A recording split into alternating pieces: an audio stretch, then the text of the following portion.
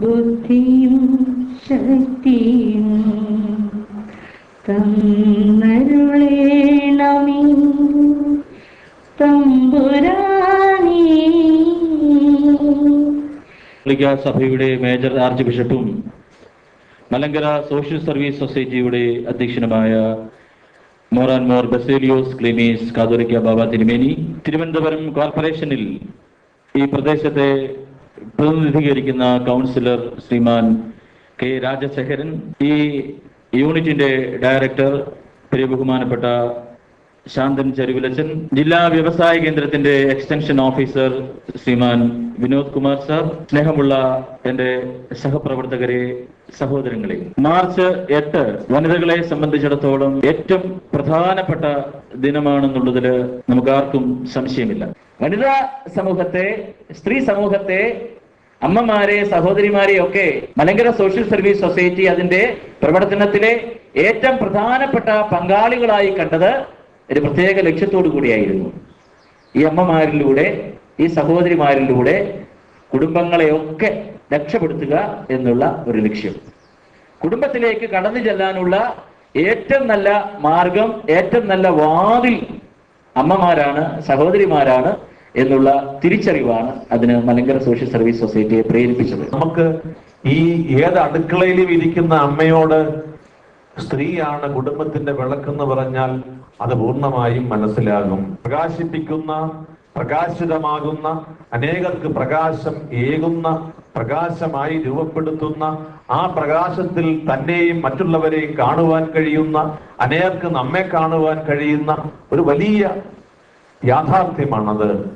സ്ത്രീ ശാക്തീകരണം പാശ്ചാത്യ രാജ്യങ്ങളിൽ നിന്ന് വ്യത്യസ്തമായ ഒരു തലത്തിലാണ് നമ്മുടെ ഈ സമൂഹത്തിലെ സ്ത്രീകളെ കൊണ്ട് എത്തിച്ചിരിക്കുന്നത്. നമുക്ക് ആവശ്യമായത് എന്താണ്? പരസ്പര പങ്കാളിത്തത്തോടും പരസ്പര ബഹുമാനത്തോടും കൂടിയുള്ള ഒരു ജീവിത ക്രമീകരണം. സ്ത്രീയായി ജനിച്ചു പോയത് കൊണ്ട് ഇന്ന ഇന്ന കാര്യങ്ങളിൽ നിങ്ങൾക്ക് അവകാശമില്ല എന്ന് പറയുന്ന കാലം പണ്ടേ അസ്തമിച്ചു കഴിഞ്ഞു. എനിക്ക് പറയാനുള്ള ഒരു കാര്യം, പ്രിയപ്പെട്ട അമ്മമാരെ, സഹോദരിമാരെ, നമ്മുടെ സ്ത്രീകൾ മുഖ്യധാരയിൽ, ഭരണ സംവിധാനത്തിൽ, സമൂഹ നിർമ്മിതിയിൽ ഒന്നാം സ്ഥാനത്ത് വരുന്നത് കൊണ്ട് ഗുണപരമായ എന്ത് മാറ്റം നമ്മുടെ ഈ സമൂഹത്തിന് ലഭിക്കും? ഇത് നമ്മൾ ഉറപ്പാക്കേണ്ട കാര്യമാണ്. എന്ന് വെച്ചാൽ ഒരു മനുഷ്യന് ലഭിക്കേണ്ടുന്ന സഹാനുഭൂതിയുണ്ട്, ആർദ്രതയുണ്ട്, കണ്ണുനീരിന്റെ ചില അനുഭവങ്ങളുണ്ട്, സഹായിക്കുവാൻ കഴിയുന്ന അവസ്ഥയുണ്ട്. ഇതൊക്കെ പുരുഷനേക്കാൾ കൂടുതൽ ഒരു സ്ത്രീക്ക് ഈ സമൂഹത്തിന് കൊടുക്കുവാൻ കഴിയുന്ന അനുഭവങ്ങളാണ്. അപ്പോൾ ഈ സമൂഹത്തിനൊരു ബാലൻസ് ഉണ്ട്.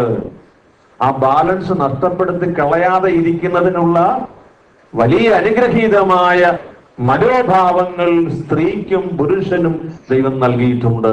അതിലേറ്റവും ആർദ്രമായിരിക്കുന്ന ഭാവം നൽകിയിരിക്കുന്നത് സ്ത്രീകൾക്കാണ്. അത് ഈ പൊതുസമൂഹത്തിന്റെ സമ്പത്താണ്.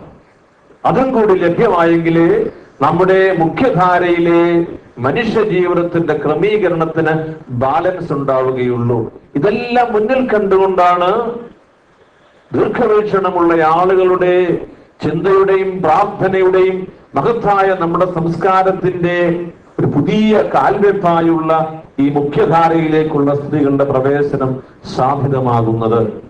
അതിന് MSSന്റെ വളരെ ക്രിയാത്മകമായ പ്രവർത്തനങ്ങൾ നിങ്ങളെ ശക്തരാക്കുന്നു, സജ്ജരാക്കുന്നു എന്നുള്ളതിൽ എന്റെ സന്തോഷം ഞാൻ അറിയിക്കുന്നു.